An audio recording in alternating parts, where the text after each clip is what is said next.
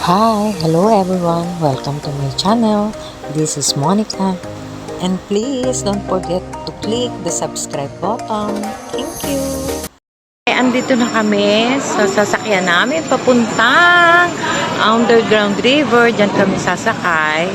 Yan.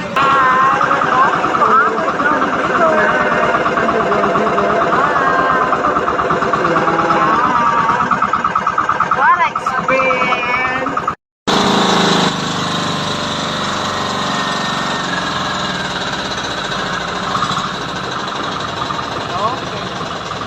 Yan. Doon.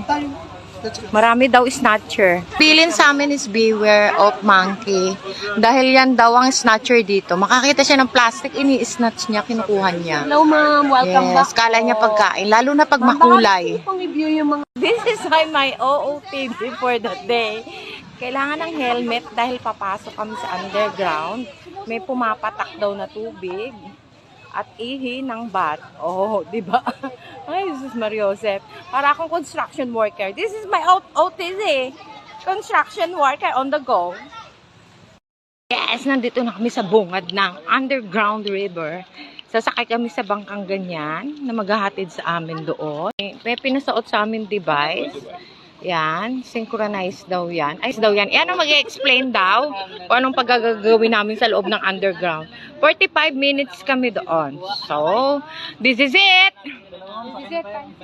This is it, pansit. Yan, sasakay kami diyan.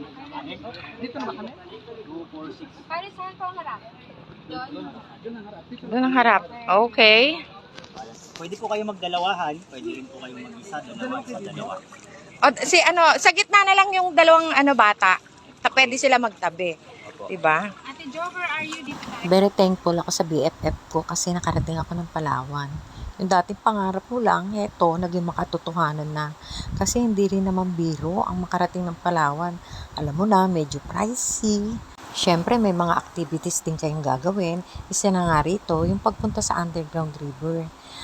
Hindi rin biro ang price dahil magsisecure ka pa ng permit from government, yung travel time, yung ilan salin ka ng bangka bago ka makarating dito.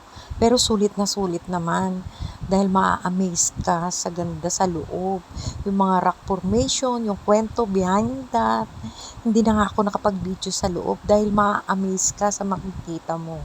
Makikinig ka na lang sa kwento ng nagtutour sa loob ng Underground River.